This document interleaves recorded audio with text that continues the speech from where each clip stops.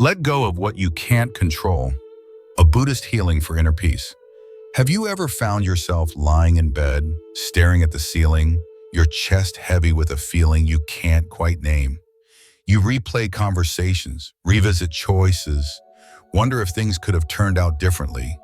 Perhaps someone hurt you. Perhaps something you planned so carefully fell apart without explanation. And now there's this quiet ache, an invisible weight pressing into your ribs. You try to shake it off. You tell yourself not to think about it, but it lingers, like fog refusing to lift.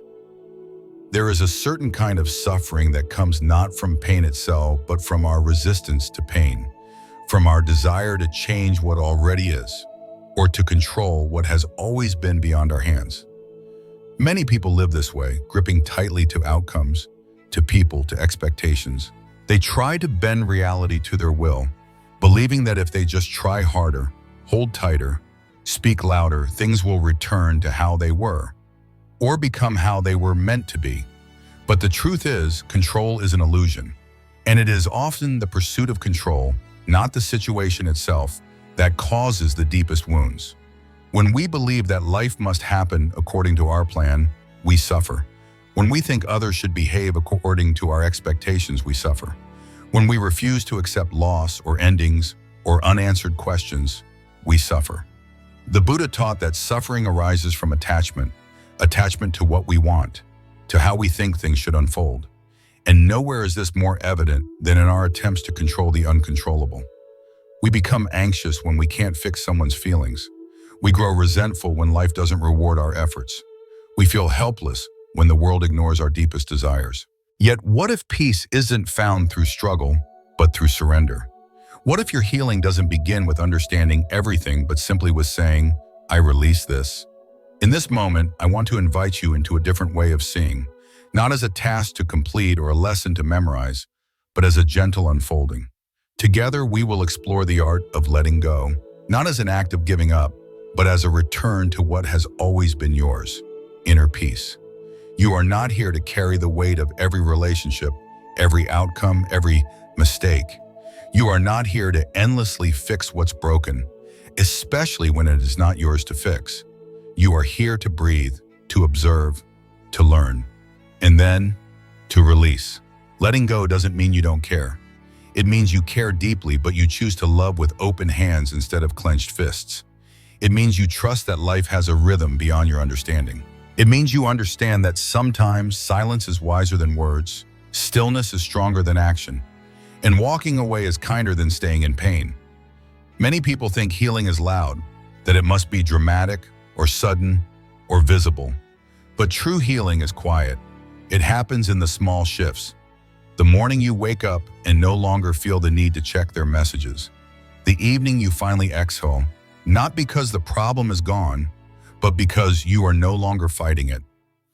As you listen to this journey today, I invite you to soften, to let your breath be your guide, to let your body rest without judgment, to let your heart open, not with force, but with curiosity. There is no right way to let go. There is only presence. There is only compassion. And if at any point in this video something speaks to you, something loosens, something clicks, then perhaps you are already healing. Before we begin, I'd love to hear from you. If you've ever held on to something you couldn't change, or tried to control something that kept slipping away, drop a 111 in the comments below. That small gesture tells me you're here, that you're walking this path with me, and that maybe, just maybe, you're ready to begin the gentle practice of letting go. Let's take this step together, not in haste, but in stillness, not in fear, but in awareness. You don't have to control everything. You don't even have to understand everything. You just have to be here. And for now, that is more than enough. 1. Recognizing what you can't control. There are many moments in life when we try to hold on, not because we are strong, but because we are afraid. We are afraid of what will happen if we stop trying. We are afraid of what we might lose, and so we try to hold on to people who are drifting away, to plans that no longer make sense, to stories we told ourselves that now feel more like burdens than truths. But the more we hold, the more we fear. And the more we fear, the tighter we grip. Slowly, without noticing, we become prisoners, not of our circumstances, but of our own expectations. To begin healing, to begin the practice of letting go, we must first learn to see clearly, to observe with honesty and tenderness what it is we are trying to control and why. The truth is, most of what causes us suffering lies outside our ability to control. We cannot control how others feel about us. We cannot control what they choose to say or not say. We cannot control how long someone stays in our life. We cannot control when loss arrives or how quickly joy fades. We cannot control the past. We cannot control the future. And yet, most of our emotional energy is spent trying to do exactly that. Think about it. When was the last time you felt tense or anxious or upset? Was it because something was truly happening in that moment, or because your mind was wrestling with something beyond your reach? Perhaps you were replaying a painful memory, wishing it had gone differently. Perhaps you were worrying about what someone might do or think tomorrow. Or maybe you were caught in the middle, trying to make sense of a situation you didn't create, yet somehow felt responsible for. This is the human condition. We cling. Not because we are foolish, but because we are deeply wired to seek safety, to seek certainty, but life offers neither. Buddhism invites us to look at this clearly, not with blame, but with compassion. The Buddha taught that clinging to impermanent things, things that by their nature must change, is like trying to grasp water in our hands. The tighter we close our fists, the more it slips away. It is in this grasping that suffering begins. And so, the first step is not to force ourselves to let go. That only creates more resistance. The first step is to see what we are holding and whether it is ours to hold at all. Take a moment now. In the quiet space of your own mind, ask yourself, what am I trying to control right now? Is it a person, a decision, a future that hasn't arrived? Is it the way others perceive you? Is it the way a relationship is unfolding? Whatever it is, feel the weight of it. Not to carry it harder, but to recognize how long you've been carrying it. Some of us have held on to the same worry for years, others for decades. And in doing so, we have forgotten what it feels like to breathe fully, to rest our shoulders, to live gently. But how do we know when something is truly beyond our control? This is where awareness becomes our guide. There is a simple way to know. If it lives in another person's mind, it is not yours. If it exists in the past or the future, it is not within your grasp. If it depends on outcomes you cannot force, it is not yours to shape. This doesn't mean we become passive or indifferent. It means we choose wisely where to place our energy. We learn to respond rather than react, to care without attachment, to love without possession. There is a beautiful phrase in the teachings, let go or be dragged. It sounds harsh at first, but if you sit with it, you'll feel its truth. When we resist what is, we suffer twice. First, from the reality itself, and second, from the war we wage against it. Imagine standing in a river trying to push back the water. You use all your strength, you scream, you try to stop the flow, but the river does not care. It continues, and you are left exhausted, wet, and angry. What if instead you simply stepped out of the current, climbed to the shore, and watched it flow? What if peace comes not from changing the water, but from changing your position? Of course, this is easier said than done. That is why we must practice, not once, but again and again, the practice of seeing clearly. The practice of asking, is this mine to control? And if the answer is no, we take a breath, we soften, we release. Sometimes the most powerful thing we can do is whisper to ourselves, I don't need to hold this anymore. That single sentence can begin to undo years of tightness in the chest, years of self-blame, years of trying to fix what was never broken or never ours. And as we begin to recognize what we cannot control, something else happens. We begin to notice what we can influence. Our breath, our tone, our presence, our intentions, the way we respond when things fall apart, the way we speak when others are unkind, the way we carry ourselves when no one is watching. These are the true foundations of peace. When we shift our focus from what is beyond us to what is within us, we reclaim a quiet kind of power, not the power to force outcomes, but the power to remain calm when outcomes are uncertain. This is the beginning of wisdom. Not knowing everything, not changing everything, but seeing clearly and choosing peace. The storm may not pass today. The people in your life may not understand you. The question in your heart may remain unanswered. But you can still rest. You can still breathe. You can still say to yourself, this is not mine to carry. Let this awareness settle gently in your being. You don't need to rush it. You don't need to solve it all at once. For now, just know you are not the storm. You are the sky it passes through, and there is a deep stillness in you that has never been broken. 2. Why we try to control and why it hurts. There is a story told in many ways, but its truth always remains. It is the story of a person who spends their life trying to hold everything together. They organize, they plan, they anticipate every possible scenario. They keep their emotions quiet. They keep their posture calm. From the outside, it seems like peace. But inside, there is tension, fatigue, a quiet desperation. They are not living. They are managing. Not out of arrogance or stubbornness, but because somewhere deep down, they have learned this one belief. If I don't control everything, something bad will happen. This is where we begin the second part of our journey. Not just with the recognition of what is beyond our control, but by gently exploring why we try so hard to control things in the first place. Why do we find it so difficult to release our grip? Why does letting go feel like danger instead of relief? The answer in most cases lies in fear, fear of chaos, fear of abandonment, fear of failure, fear of loss. At some point in life, usually when we are still young and tender, something taught us that unpredictability equals pain. Maybe it was a parent who only loved us when we behaved a certain way. Maybe it was a moment when the people we trusted suddenly changed. Or maybe it was a life event, an illness, a move, a death that made the world feel unsafe. So we started building walls, routines, control. We convinced ourselves that if we could just anticipate every variable, if we could control other people's emotions, if we could control the outcome of every decision, then we would never be hurt again. But as Buddhism teaches, the attempt to control impermanence is the birthplace of suffering. Life is not a machine. It is a river. It flows with or without our permission. And every time we try to dam it, to redirect it, and to force it to follow our design, we suffer. Because life cannot be fully planned. People cannot be fully predicted. Emotions cannot be fully suppressed. And trying to control them all is like trying to catch the wind with a net. Still, we try. We do it in subtle ways, editing our messages until they are perfect, replaying conversations in our heads to fix what's already past, worrying about someone's silence, assuming it must mean something about us. We try to make people stay.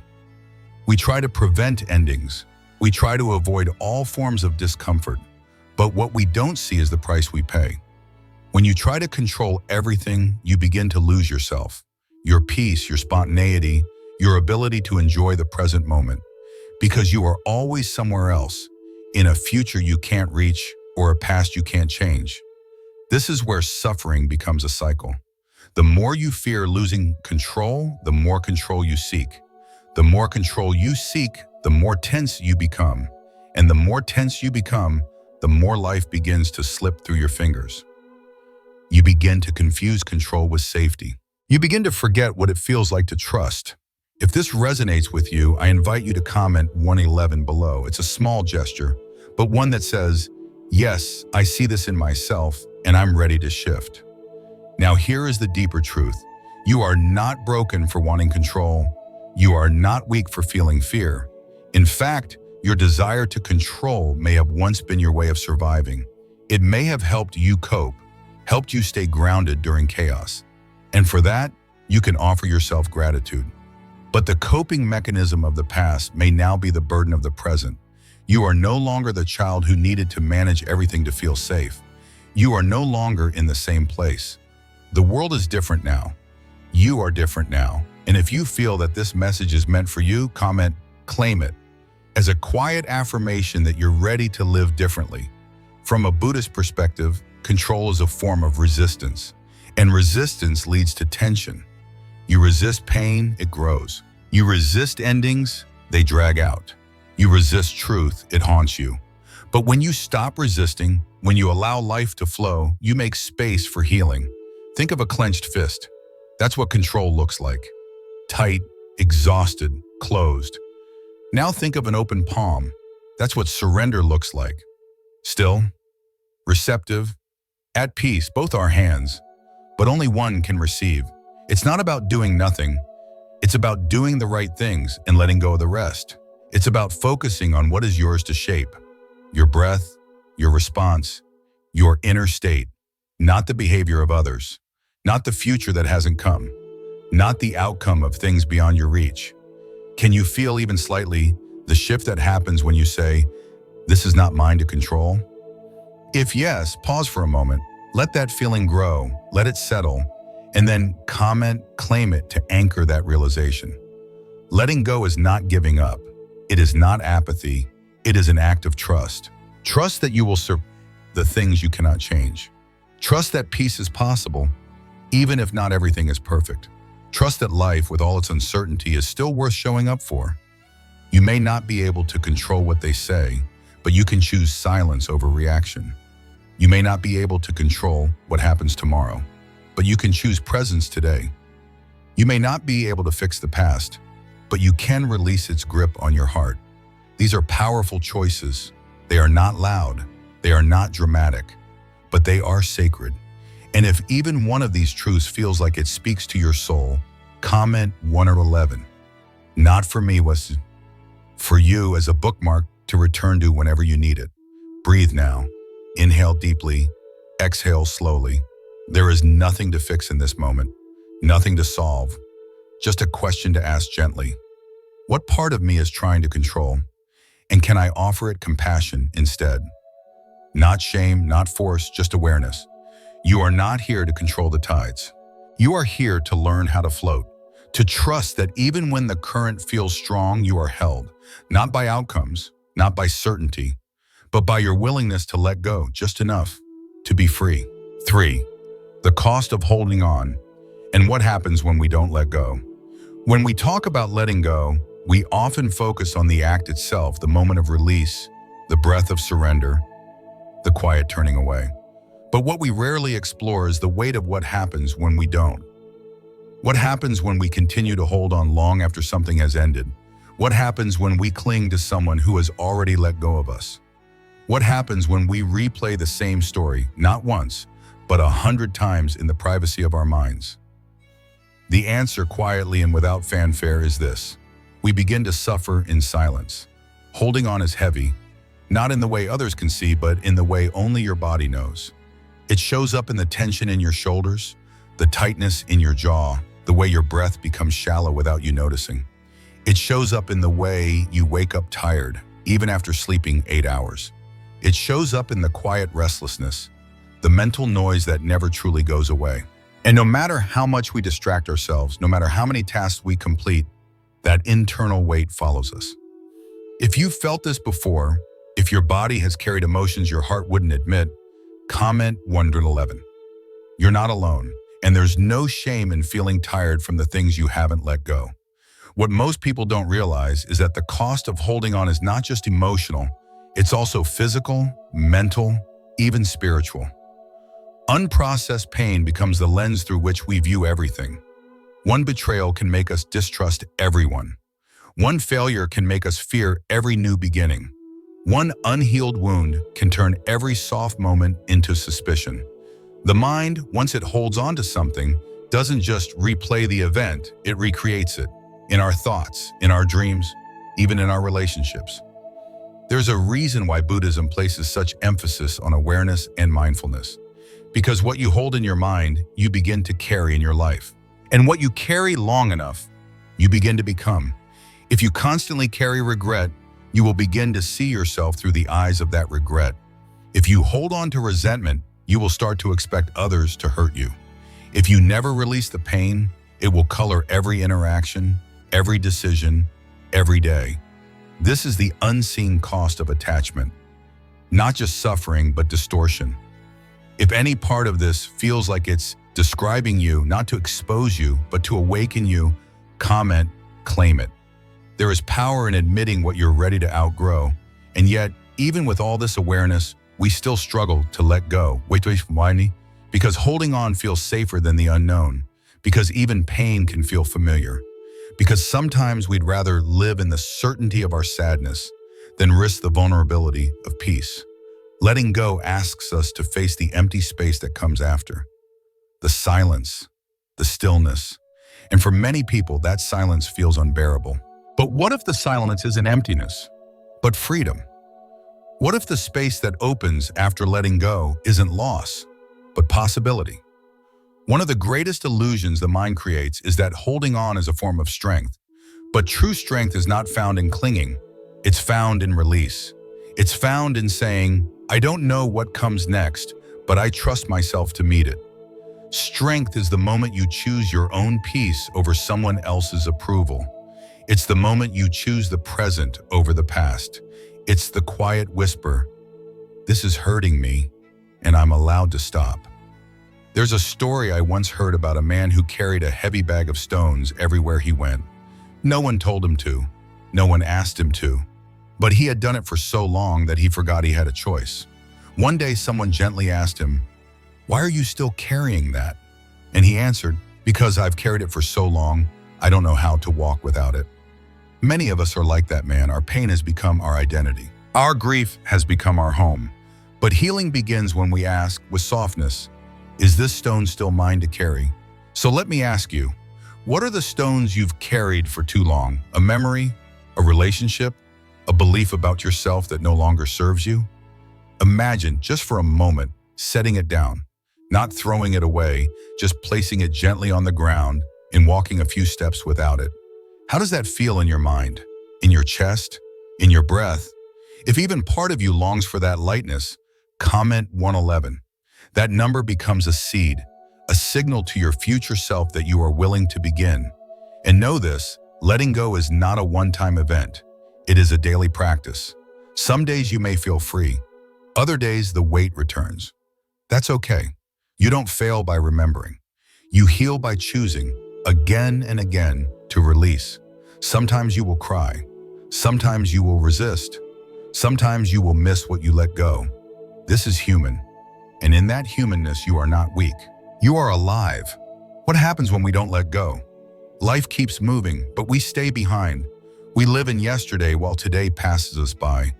We become shadows in our own lives. But the moment you begin to release, even just a little, you start to return. You start to feel again, laugh again, trust again. You begin to breathe with your whole body. You begin to rest, not just sleep. You begin to love, not just perform love. This is the quiet miracle of letting go. And if you feel this shift, even slightly, if something in you is already softening, comment, claim it. Let this be your declaration, not to anyone else, just to yourself. Take a deep breath now. Let it fill your belly. And as you exhale, imagine something leaving your body. A thought, a tension, a memory. Let it go, just for now. Not forever, just for this breath. You can always pick it back up if you really want to, but maybe after a few more breaths like this, you won't. Or as for what the Buddha taught about letting go and how we begin to practice. When we speak of letting go, many assume it's just an emotional act, a decision, a flip of the switch. But in Buddhism, letting go is not just about feelings. It is about wisdom. It is about seeing reality clearly, beyond the illusions we create. To truly let go, we don't need more willpower. We need more understanding. Understanding of how life works. Understanding of how the mind works. And most importantly, understanding of how suffering arises. Not from what happens to us, but from how we relate to what happens. The Buddha did not say, life is suffering. What he taught is more precise. There is suffering, and there is a path that leads out of it. And that path begins with right view, seeing clearly. What are we meant to see? That everything changes, that nothing can be held forever. That clinging to impermanent things is like holding ice in a closed fist. It melts, it slips, it disappears, and we are left with nothing but wet hands and confusion. In Buddhist teachings, this is called anicca, impermanence. Everything you love, everything you fear, everything you own, every thought, every feeling, it all changes. It comes, it goes, it rises, it fades. Even the body you inhabit now will one day be dust. This is not meant to scare you, it is meant to free you. Because when you understand that nothing lasts forever, you begin to loosen your grip. You begin to love without trying to possess. You begin to experience woe without fearing its end. You begin to suffer less, not because pain disappears, but because attachment does. If this realization speaks to something in you, something deeper than words, comment 111. Let that number be a quiet recognition that you see impermanence not as loss, but as liberation. But there is more. The Buddha also taught about anatta, non-self. We often say, this is mine, this is who I am, this is what defines me. But what if these are just stories, constructs? What if the person you were 10 years ago is no longer here? What if the pain you carry is not who you are, but just something passing through you? When we identify too strongly with what we feel, we trap ourselves. We say, I am broken, instead of, I feel pain. We say, I am worthless, instead of, I am experiencing shame. The more we believe our emotions are permanent, the more we suffer. But the more we observe them, like clouds passing through a vast sky, the more space we create. Letting go then is not erasing your emotions. It's learning to witness them, to let them come, to let them stay, and then gently to let them leave. If you've ever held a thought too tightly, believed it was the whole truth, and now you see that it was only a passing wave, comment, claim it. That is your wisdom awakening. And then there's the third mark of existence the Buddha taught. Dukkha, suffering, unsatisfactoriness, the ache of wanting life to be something other than it is. Every time we say, this shouldn't be happening, we create suffering. Every time we resist what is, we build tension. But what if we paused and simply said, this is happening? What if we didn't need to love it, or approve of it, or feel good about it, only to see it clearly, without war? That is the beginning of release. Not acceptance as in agreement, but as in acknowledgement. Now, all this sounds beautiful in theory, but how do we actually practice it in real life? When emotions flood us, when memories hurt, when the grip of control feels too strong? The first step is awareness. Awareness is the doorway to freedom. You cannot release what you don't know you're holding. So throughout your day, begin to notice, where am I tightening? What am I resisting? Is it someone's words? Is it a plan falling apart? Is it your own inner voice telling you you're not enough? Whatever it is, name it gently.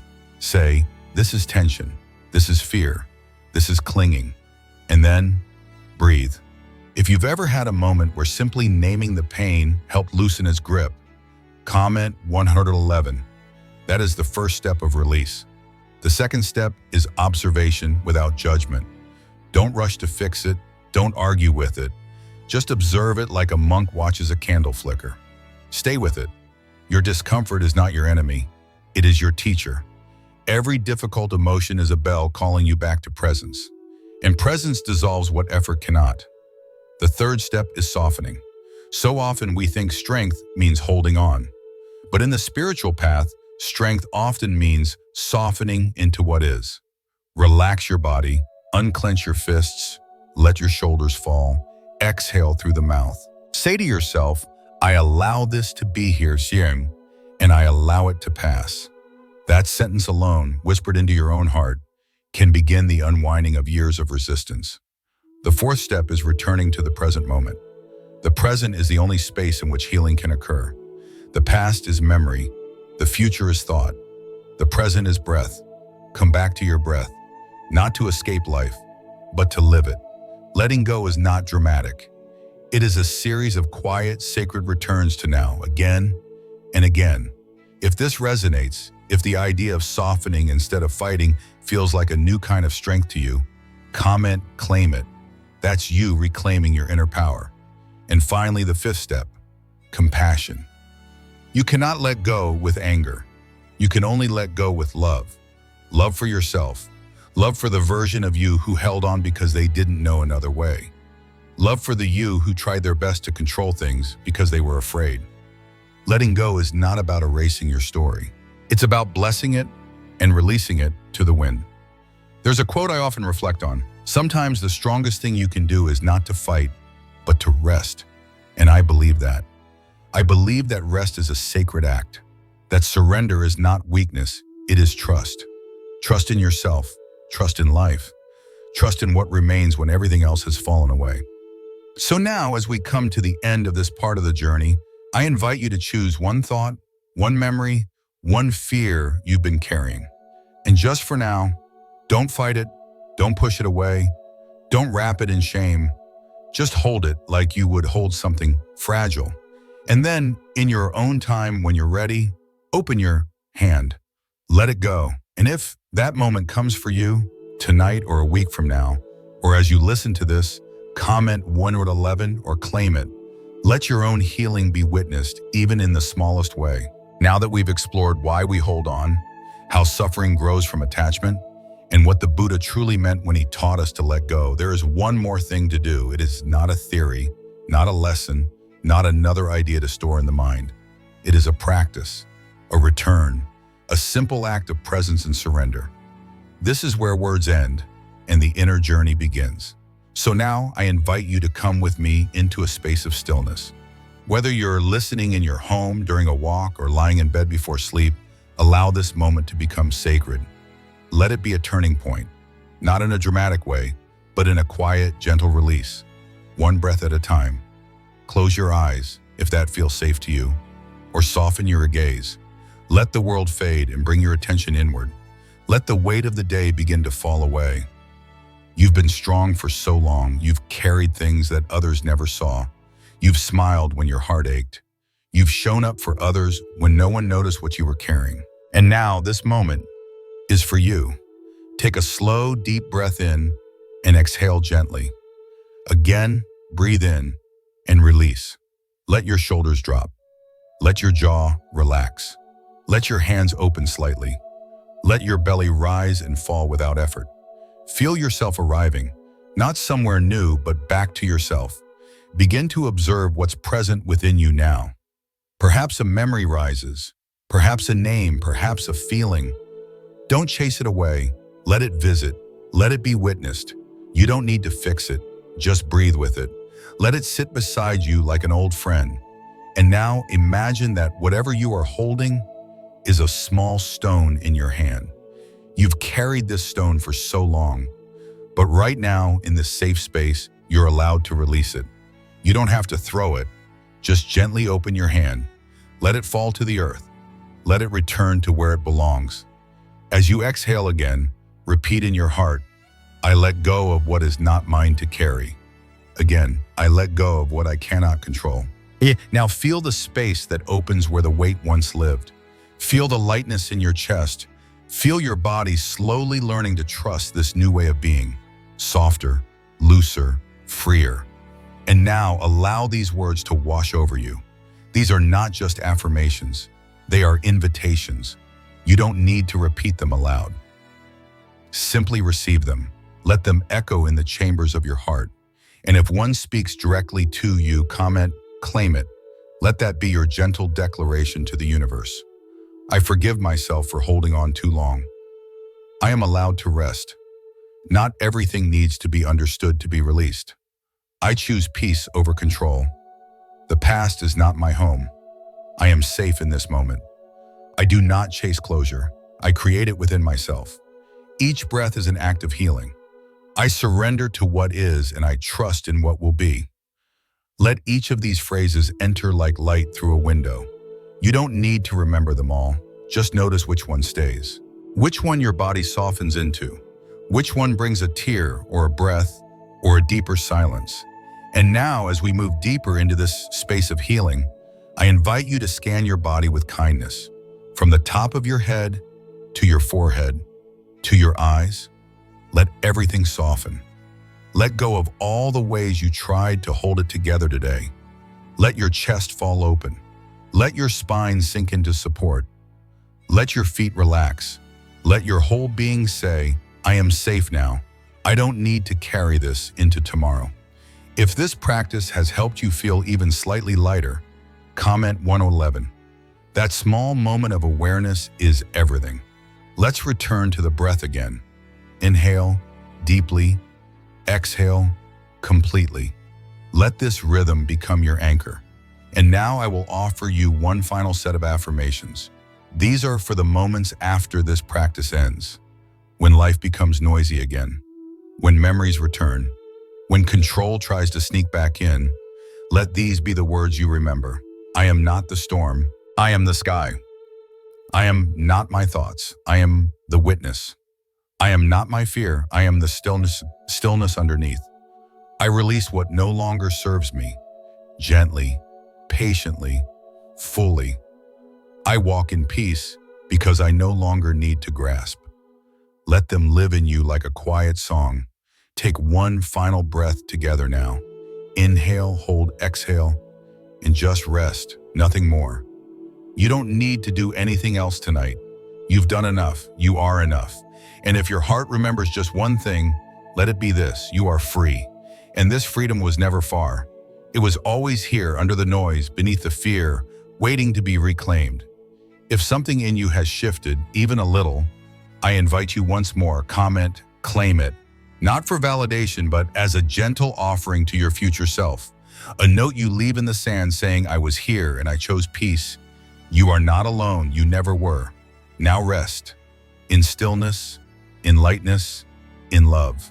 Thank you for walking this journey with me.